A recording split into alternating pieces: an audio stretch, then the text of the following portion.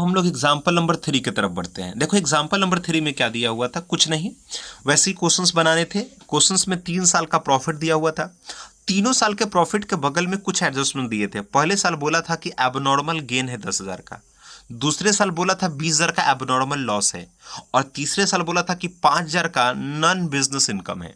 ठीक है, तो आप बताओ मेरे साथ। पहले तो हम गुडविल का वैल्यू निकाल लेंगे। फॉर्मूला क्या लगाएंगे, simple average profit into numbers of years of purchase.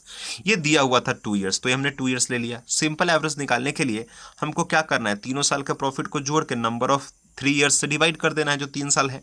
लेकिन ये जो प्रॉफिट हमने बोला था वो तो कौन सा प्रॉफिट होना चाहिए, एडजस्टेड प्रॉफिट होना चाहिए। तो उसके लिए हमको एडजस्टमेंट करना पड़ेगा। तो एडजस्टमेंट में सबसे पहले क्या है कि जो पहला एडजस्टमेंट है उसमें बोला था कि 10,000 का एबनॉर्मल गेन हो गया। बेटा अगर 2018 में 10,000 का एबनॉर्मल गेन हुआ तो उसके बाद आपको 1 लाख का प्रॉफिट हुआ आफ्टर एबनॉर्मल गेन। क्या एबनॉर्मल गेन बार बार होगा? एबनॉर्मल गेन का मतलब होता है कि कोई ऐसा फायदा जो कभी कभी आपके साथ हो। तो बेटा ये जो 10,000 का एबनॉर्मल गेन हुआ उसके बाद मेरा प्रॉफिट 1 लाख है। अगर वो एबनॉर्मल गेन ना होता तो हमारे बिजनेस का नॉर्मल प्रॉफिट कितना होता, 90,000।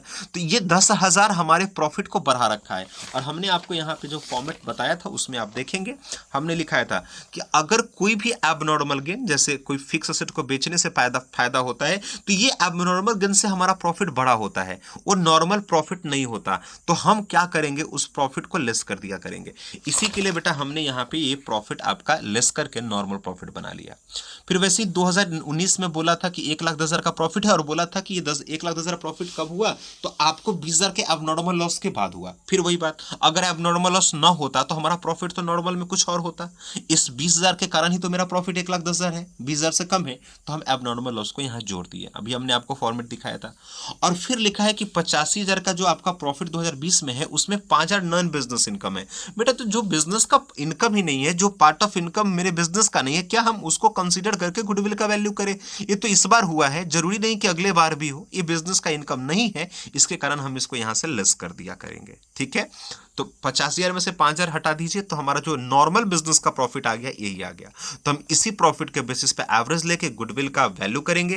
तो अब हमारा जो एवरेज आ गया बेटा वो 1,00,000 हो गया, और वही हमने यहाँ पे कंसीडर करके गुडविल का वैल्यू निकाल दिया।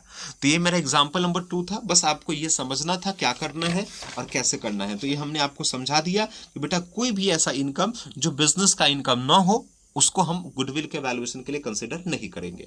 बेटा अगर आप सोचो इन सारे एडजस्टमेंट को ना करोगे तो आपका जो गुडविल के लिए एवरेज प्रॉफिट कंसीडर करोगे ये सारे करोगे, तो इसके बेसिस पे जैसे ही आप गुडविल का वैल्यूएशन करोगे तो ये जो एवरेज आएगा वो गलत आएगा। क्यों? क्योंकि इसमें कुछ ऐसे प्रॉफिट है जो आपके नॉर्मल बिजनेस के पार्ट नहीं है, कुछ ऐसे लॉस है जो बार बार नहीं होंगे उसके कारण आपका प्रॉफिट कम है, कुछ ऐसे इनकम इसमें जुड़े हुए जो आपके बिजनेस के इनकम नहीं है। अगर आप इन सारे प्रॉफिट को लेकर गुडविल का वैल्यू करोगे तो ये गलत वैल्यूएशन ऑफ गुडविल हो जाएगा। इसी के लिए हम हमेशा एडजस्टेड प्रॉफिट को कंसीडर करते हैं। हम लोग हमेशा एडजस्टेड प्रॉफिट को लेते हैं।